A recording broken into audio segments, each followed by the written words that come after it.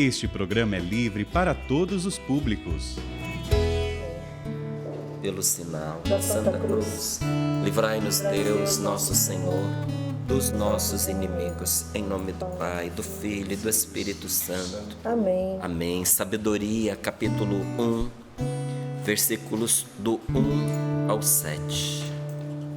Você quer descobrir qual é a fonte da vida? Tem gente que procura a fonte da juventude, né? Mas mais importante do que a fonte da juventude é a fonte da vida. Porque tem muito jovem que você olha e dá pena, que não tem vida interior. Quando a pessoa perde a esperança, quando a pessoa perde o brilho, quando a pessoa não tem perspectiva de futuro, não importa que idade ela tem, ela envelhece por dentro.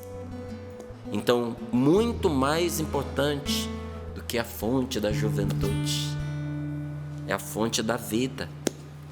E a palavra de Deus revela para nós que fonte é essa. Essa vida que faz com que velhos se rejuvenesçam, que fracos tenham força, que aqueles que antes eram covardes tenham coragem. Que segredo é esse, Deus amado? Está aqui, ó, palavra de Deus para nós. E assim diz a palavra do Senhor: amai a justiça, vós que governais a terra. Pensai corretamente sobre o Senhor, e com integridade de coração procurai-o. Deus se deixa encontrar pelos que não o põem à prova, e se manifesta aos que nele confiam. Pois os pensamentos perversos afastam de Deus, e seu poder posto à prova confunde os insensatos. A sabedoria, presta bem atenção nisso agora, tá bem? A sabedoria não entra numa alma que trama o mal, nem mora num corpo sujeito aos pecados. O Santo Espírito da instrução foge da astúcia, afasta-se dos pensamentos insensatos e retrai-se quando sobrevém a iniquidade. Com efeito, a sabedoria é um espírito que ama o ser humano, mas não deixa impune quem blasfema com seus próprios lábios, pois Deus é testemunha dos sentimentos dessa pessoa.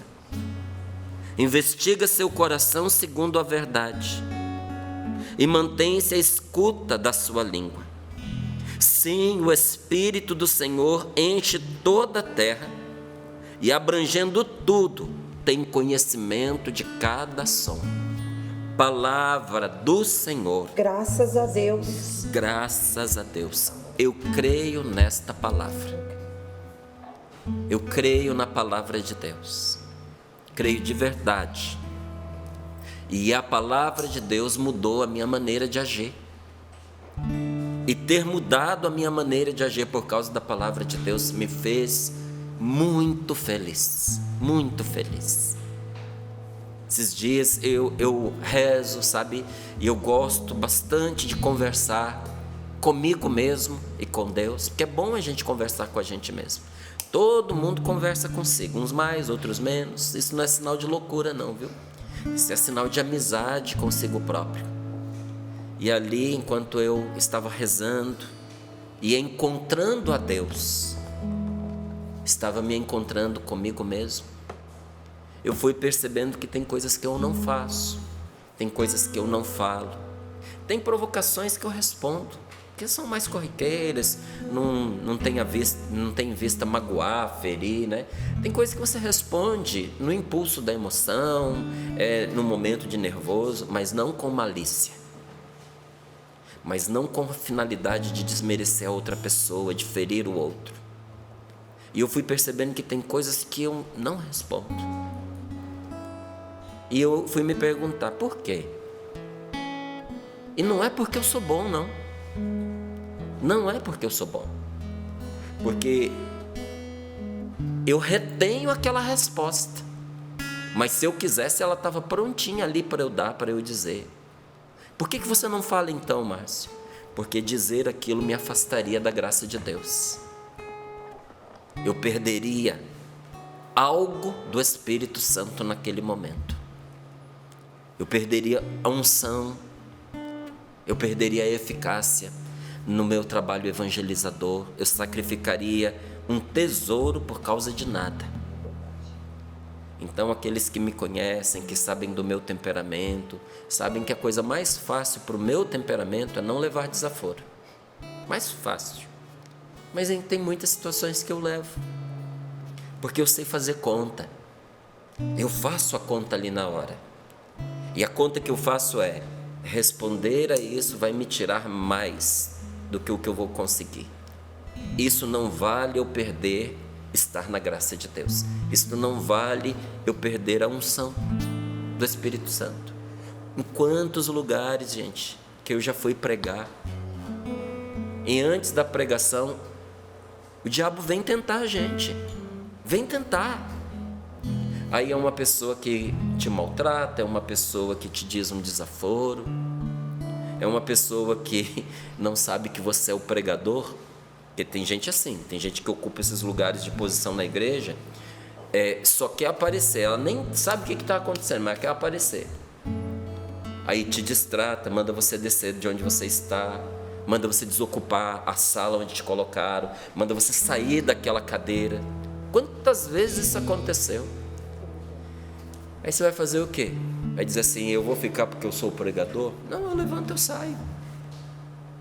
Desço do palco, fico barrado na porta, não tem problema.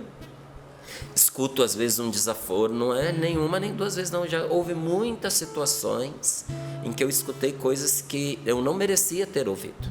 Eu não tinha feito nada para aquilo. E você não responde? De jeito nenhum.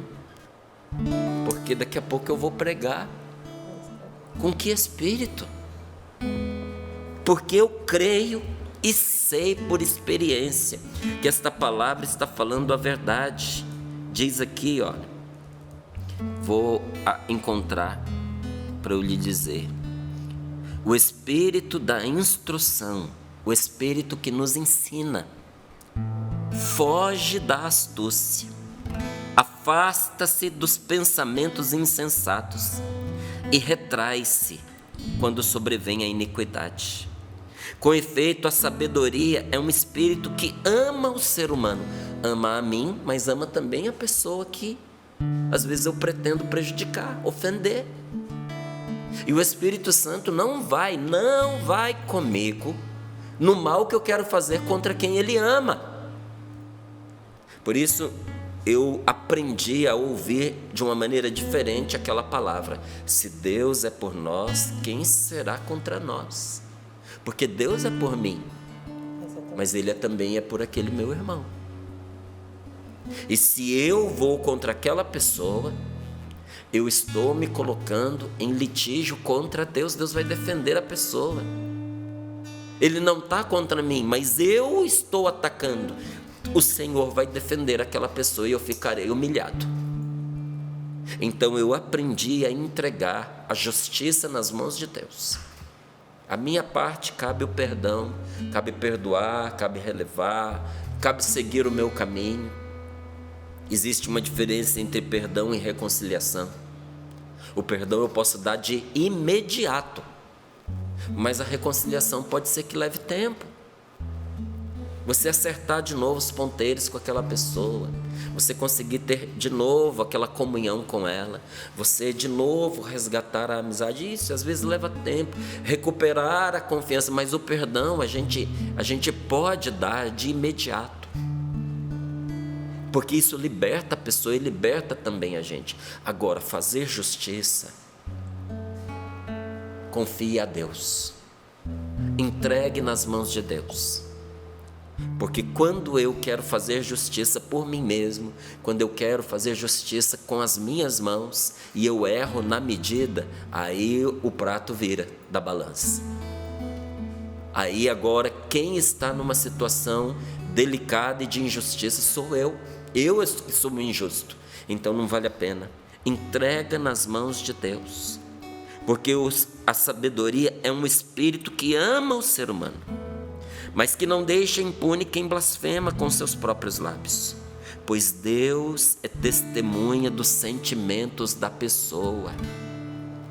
Deus sabe o que a gente sente. Deus sabe o que se passa dentro de nós. Ninguém sabe o que passa no seu coração a não ser você e Deus, sabia? Tem gente que pensa que o diabo lê pensamento. O diabo não lê pensamento. O diabo não sabe o que vai no íntimo do seu coração. Ele não sabe. Ele sabe o que você fala. Se você fala, ele toma conhecimento, como qualquer pessoa. Ninguém sabe o que você está pensando se você não disser. Mas se você diz, inclusive murmurando, lamentando, falando, brigando pelo meio do caminho, ainda que sozinho, com portas fechadas, se você está falando, ele está ouvindo. Mas além das coisas que a gente diz com palavras, tem coisas que a gente diz com olhar. Tem coisas que a gente diz com as nossas feições. Tem coisas que a gente diz com as nossas atitudes. Tem coisas que nós revelamos quando nós colocamos em prática as nossas intenções. Aí ele sabe. Mas aquilo que está no segredo do seu coração, só você sabe e Deus sabe. E digo mais a você: tem coisas sobre você que você não conhece. De vez em quando, a mãe da gente, o pai, chega com uma novidade, né? Contando alguma coisa da nossa infância, de quando a gente era bebezinho, de quando a gente era de uma idade muito tenra e aquilo escapou da nossa memória. Então, você não sabia, sua mãe te contou, seu pai te contou.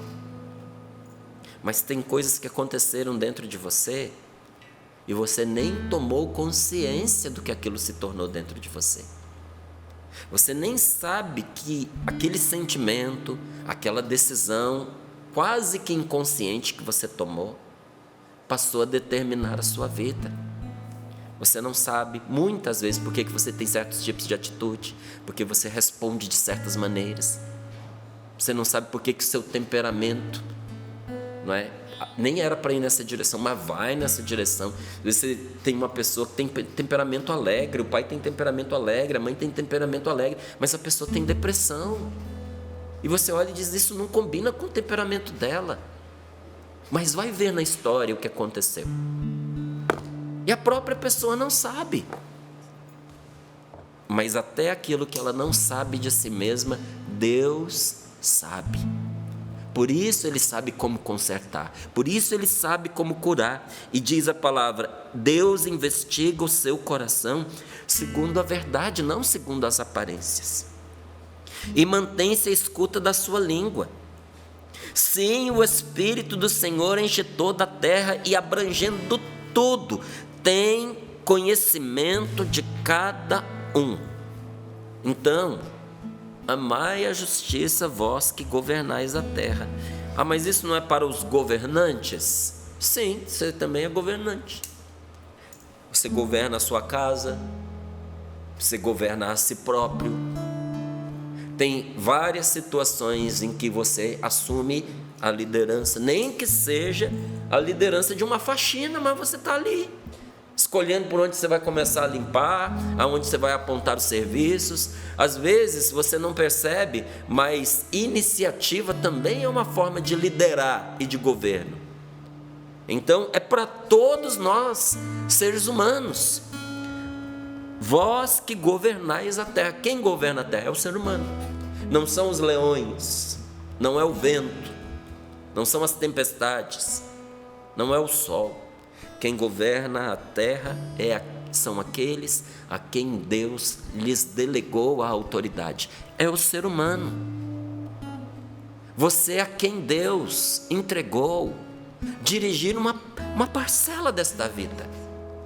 Ame a justiça. Pense corretamente sobre o Senhor.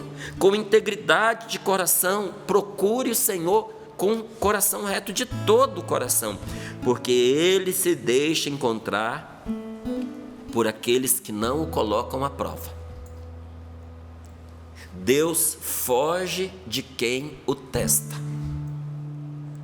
Deus não se permite ser testado.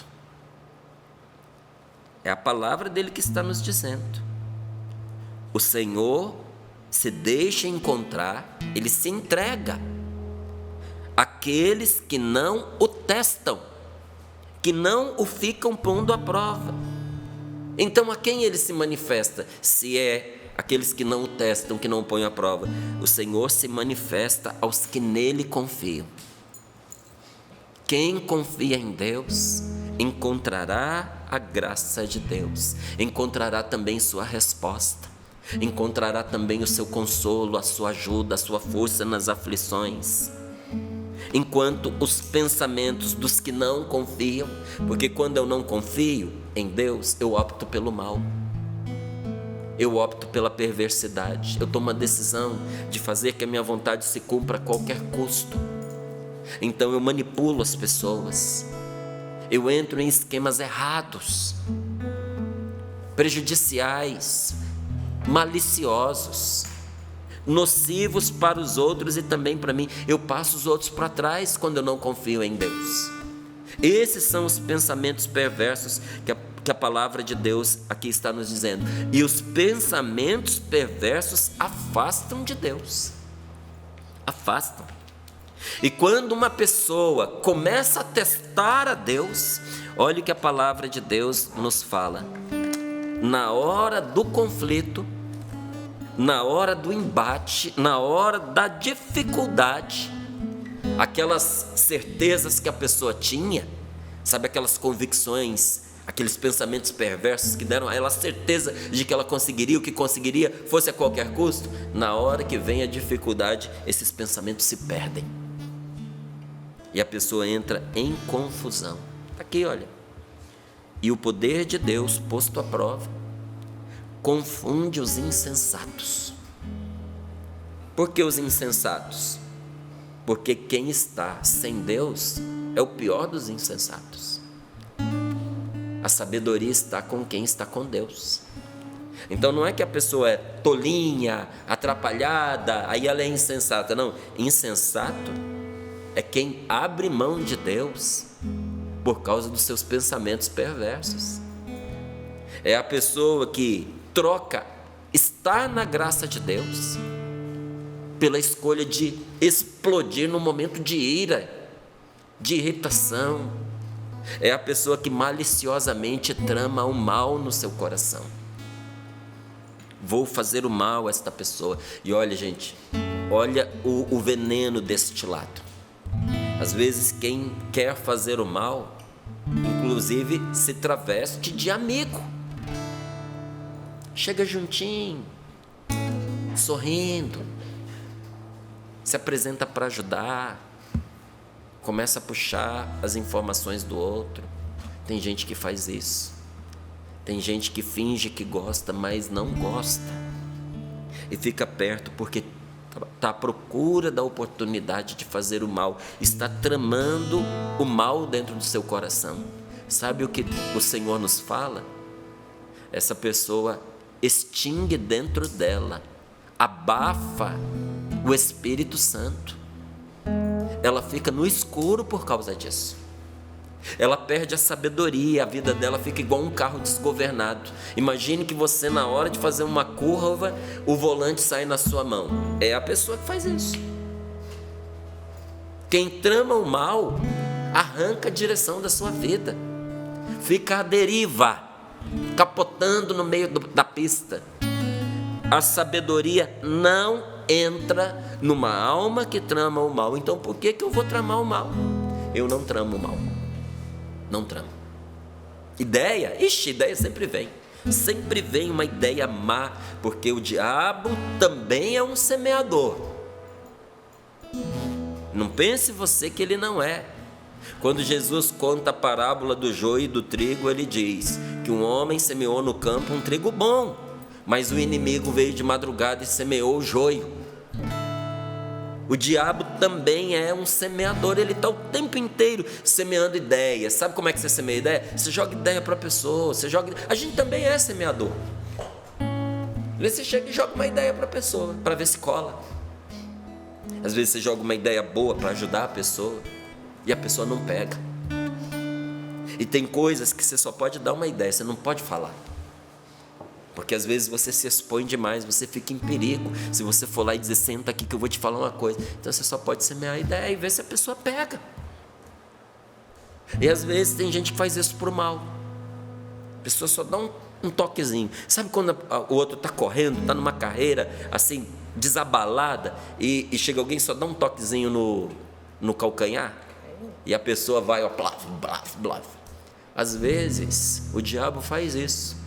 Na dinâmica da sua vida, na sua correria, no seu ativismo impensado. Você está indo e já está sem rumo, porque de tanto correr você perdeu o rumo das coisas essenciais da sua vida. Você está indo e você já nem sabe para onde. Vem o outro, que é o inimigo, e só dá um totozinho ali no seu calcanhar e o resto fica por sua conta. Você vai se despedaçando pelo meio do caminho. A sabedoria não entra numa alma que trama o mal, então não trame o mal. A sabedoria não mora num corpo sujeito aos pecados. Sujeito aqui não é um corpo que está suscetível a pecar. Porque eu estou sujeito a pecar todos os dias. Você está sujeito a pecar todos os dias.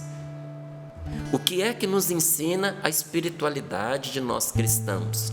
Quando termina o dia, a gente precisa fazer uma revisão de consciência. Você quer passar a dormir melhor?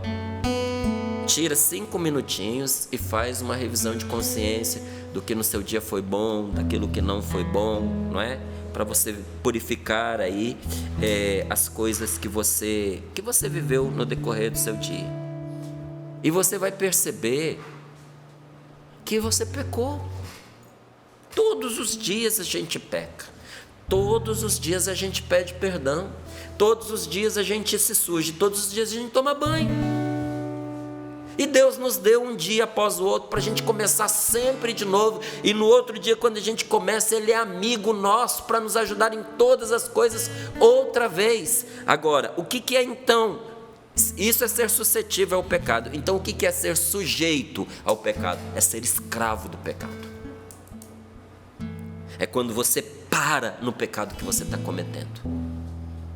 É quando você entrega as rédeas da sua vida nas mãos do pecado. Se você me perguntar, as rédeas da sua vida estão nas mãos de quem, Márcio? Nas do pecado? Não estão, não. Estão nas mãos de Deus e nas minhas. Porque todos os dias eu tento domar isso, e eu puxo para lá, eu puxo para cá, às vezes não vai, mas eu estou puxando. Agora, outra coisa é você entregar as rédeas para a sua vida ir à deriva. Para onde vai te levar isso, meu Deus do céu? Então a sabedoria não mora num corpo sujeito ao pecado. E o espírito da instrução foge da astúcia.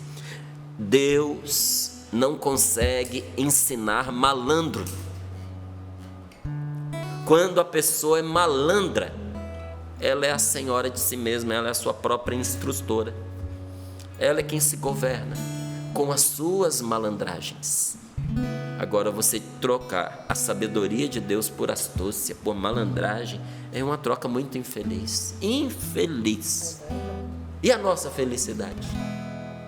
A nossa felicidade, eu sei, meus queridos, que as coisas que a gente enfrenta não são fáceis e que muitas coisas nos colocam à prova todos os dias, mas a nossa felicidade depende mais do que está em nossa cabeça do que aquilo que está em nosso bolso. A sua felicidade depende mais do que você tem na sua cabeça, nos seus pensamentos, nas suas convicções, nas suas decisões, do que aquilo que você tem no bolso, do que o dinheiro que você tem, do que a casa que você possui, do que o carro que você tem. Olha, quanto tempo eu demorei para ter um carro que me ajudasse nas coisas que eu preciso, ou ter uma casa para eu morar. mas eu não precisei esperar isso acontecer, isso chegar para eu ser feliz. Não precisei, não é? A gente não depende de ter essas coisas para a gente ser feliz, porque se dependesse, você seria infeliz.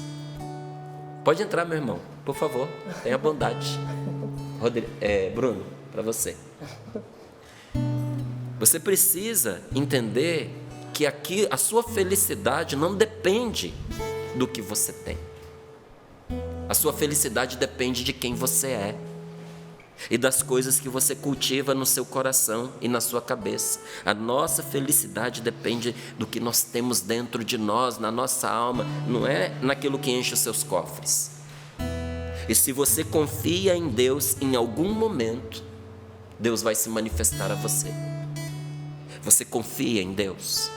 Espera.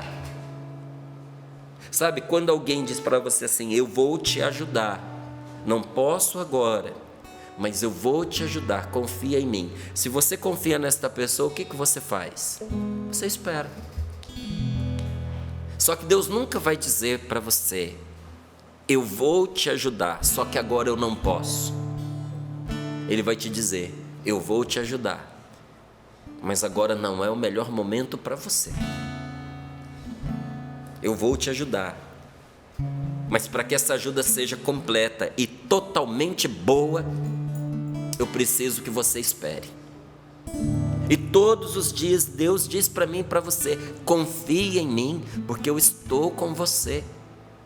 E olha, não tem caminho melhor do que a gente ir com Deus, porque nós vamos experimentando dia após dia que isso é a mais pura verdade. É a mais pura verdade. Aí você aprende a confiar em Deus mais do que você confia em você. Aí você aprende a esperar a qualquer custo, porque é custoso esperar.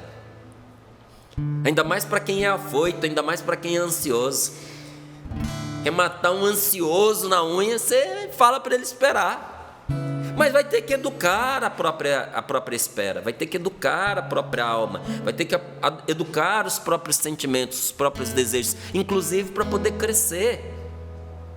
Porque é criança que quando pede uma coisa, quer na hora de qualquer jeito. É próprio de quem cresceu aprender a esperar. Quem não sabe esperar, não cresceu. E às vezes a gente precisa ajudar a pessoa a esperar. Quando eu estava educando os meus filhos pequenininhos, muitas vezes eu podia dar o que eles pediram na hora, mas eu não dava. Porque como pai eu precisava educar para aprender a esperar a hora certa, não é quando eu quero. Senão você cria um adulto caprichoso, uma pessoa sem vergonha e uma pessoa sem limites, uma pessoa interesseira, entende? Que você vale para ela pelo que você pode oferecer, sem têmpera, não é? Que é mais fácil, né, Márcio? Você dá. Com certeza. Quantas vezes, Paula, viajando, né, por causa da própria Canção Nova, às vezes viajando para pregar fora do país, às vezes viajando nas peregrinações que a gente ia, você chegava em casa depois de 10, 15 dias, é claro que você quer trazer um presentinho para sua esposa, para os seus filhos, claro que eu queria, e dentro das minhas possibilidades eu sempre trazia, mas eu nunca chegava em casa com os pacotes nas mãos para poder distribuir, nunca. Você sabe por quê? Vira comércio. Aí seu filho para de te esperar e começa a esperar os presentes. Eu não quero que os meus filhos esperem aquilo que eu vou dar a eles. Eu quero que eles esperem a mim. Depois vem as outras coisas. Sabe o que isso gerou lá em casa? Gerou um gosto de nós por nós mesmos, mais do que as coisas que a gente possa oferecer um ao outro. Às vezes Deus vai fazer você esperar, mas nunca será por capricho. Sempre será para o seu bem. Se você confia em Deus, em algum momento Ele vai se manifestar a você. E se não for fisicamente, ao menos em espírito, Deus vai te mostrar que é Ele quem está agindo na sua vida. Quem é de Deus não pode ter essa dúvida. Eu sei que tem, mas a gente não deveria ter essa dúvida, se Deus está ou não agindo na minha vida. Porque se eu sou de Deus, Deus está agindo na minha vida, mesmo em meio aos meus tropeços, mesmo em meio aos meus equívocos, Deus está agindo. Só que é preciso confiar. E a confiança é fruto de um relacionamento. Você confia, a gente confia em quem a gente conhece. Não é assim? E quanto mais você conhece a pessoa, mais você confia nela. Você confia em quem você conhece e acredita que te ama. Porque tem gente que quanto mais você conhece, menos você confia. Tem gente que você conhece e porque você conhece, você diz: shh, fala baixo, porque o fulano está ali. Você tem coisas que não pode contar para essa pessoa. Por quê? Porque você conhece. Não é igual um homem que mudou da cidade onde ele estava, e aí ele chegou na cidade nova, onde ninguém conhecia ele, e foi pedir dinheiro emprestado. Aí alguém respondeu para ele assim: eu não vou te emprestar o dinheiro porque eu não te conheço. Aí ele falou: e onde eu vou morar se eu sair da cidade onde eu estava porque ninguém me emprestava porque me conhecia? Então tem gente que está assim, onde ele chega, ninguém empresta porque não conhece. E onde conhece, não empresta porque conhece, sabe que ele não vai pagar.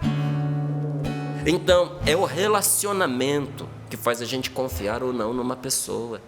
Não é só você conhecer, é conhecendo você saber que essa pessoa te ama, você acreditar no amor dela por você. E quanto mais certeza do amor, mais confiança você tem. Então, nosso relacionamento com Deus, ele cresce. A palavra de Deus aqui nos diz como. O nosso relacionamento com Deus cresce quando, primeiro, nós pensamos corretamente sobre o Senhor. Precisamos pensar corretamente sobre Deus. Porque muitos não amam a Deus porque os seus pensamentos são equivocados. Tem gente que não ama a Deus porque acha que Deus é um empregado. Nem empregado, né? Porque ele não paga nada. Acha que Deus é um escravo, que ele diz: faz assim, faz assado, faz assim. Que Deus não tem vontade própria, que Deus não tem inteligência. E aí, quando Deus não faz exatamente o que ele pediu, ele se revolta contra Deus. Não é? Tem gente que não ama a Deus porque tem medo de Deus. Porque acha que ele é um Senhor cruel, que só existe para pedir contas daquilo que a gente faz. Tem gente que se pudesse escolher para essa pessoa, Deus não existia. Meu Deus, se Deus não existisse, eu também não queria mais viver. Seria uma desgraça, uma vida inútil, vazia, solitária demais, se aquele que me fez por amor e por amor me sustém. Se Deus não existisse, não valia a pena viver não, gente. Mas tem gente que se pudesse, Deus para essa pessoa não existia. Inclusive alguns negam e dizem: Deus não existe, eu não acredito em Deus. Então a primeira coisa, nós precisamos pensar corretamente sobre o Senhor para crescer no nosso relacionamento com Deus. E segunda coisa, nós precisamos procurar a Deus com integridade de coração, coração reto. Porque Deus se revela a quem não o tenta. Ele vai se manifestar para aquela pessoa que não o fica testando. Vamos ver se Deus me atende. Eu vou rezar, mas vamos ver, veja só. Vou dar uma chance para Deus. Se eu não sentir nada, então eu vou parar com isso. Nós só testamos as pessoas em quem nós não confiamos. Você testa as pessoas? Eu testo sim. E às vezes a gente testa dando um voto de confiança, e a pessoa não passa no teste, e vai ficando cada vez mais difícil você confiar nela. Agora, se você me perguntar: você testa os seus amigos? De jeito nenhum. E se um amigo meu, que é amigo mesmo, vier me testar, vai perder nossa amizade. Vai perder minha amizade. Porque é um sinal de que ele não confia em mim. Se ele não confia em mim, por que eu vou confiar nele? A gente não testa amigo. Se é amigo e se a vida já provou que é amigo, a gente não fica pondo a pessoa em teste, porque isso é um desrespeito a ela. Agora, quem você não conhece, quem se aproxima até ganhar a sua amizade, você vai testando, porque você não confia. Testar a Deus é provar com as atitudes que nós não confiamos em Deus. Os pensamentos errados, perversos, mal intencionados afastam de Deus. Nós não temos ideia, gente, da força que tem um pensamento, seja esse pensamento bom ou seja esse pensamento ruim. Eu tenho contado aqui no Sorrindo para a Vida que eu tenho repassado alguns testemunhos, rezado.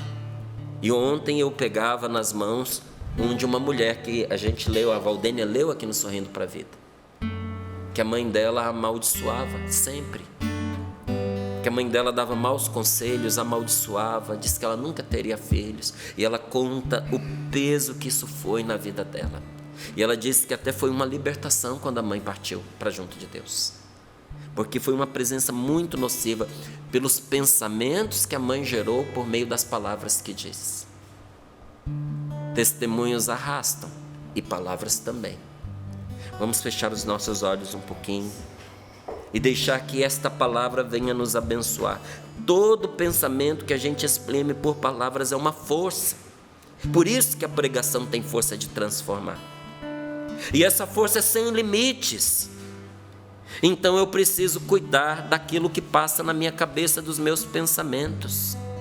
A palavra do Senhor nos manda procurar a Deus com toda a integridade do coração, porque os bons pensamentos que nascem dentro do coração da pessoa têm o mesmo poder dos bons exemplos. Uma inspiração vinda de Deus e proclamada pela nossa boca tem o poder de endireitar uma vida torta, de abrir os olhos de quem estava na ignorância.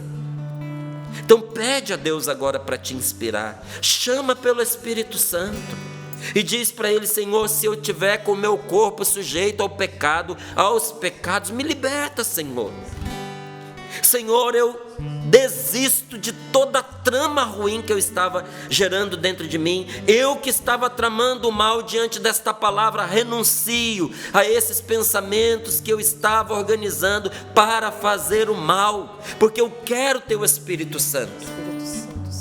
Eu preciso que o Teu Espírito Santo venha me inspirar. E se Deus te der uma inspiração, meu irmão, se Ele te mostrar uma verdade que você precisa levar até alguém, converse com a pessoa, converse com sabedoria. Essa pessoa que está cometendo um erro terrível que você está vendo, vá com amor, vá com sabedoria, apele para a consciência da pessoa, para ela não fazer isso, para ela não errar, para ela não ser precipitada, para ela não tomar uma decisão da qual ela vai se arrepender. Com amor e com insistência é que a gente ajuda os outros a mudar a maneira de pensar. Por isso nós te pedimos: vem Espírito Santo sobre os nossos pensamentos, porque nós não podemos querer mudar a cabeça dos outros quando nós não permitimos que o Senhor venha mudar a nossa. Vem Espírito Santo de Deus iluminar a minha mente, iluminar meu coração. Vem Espírito Santo.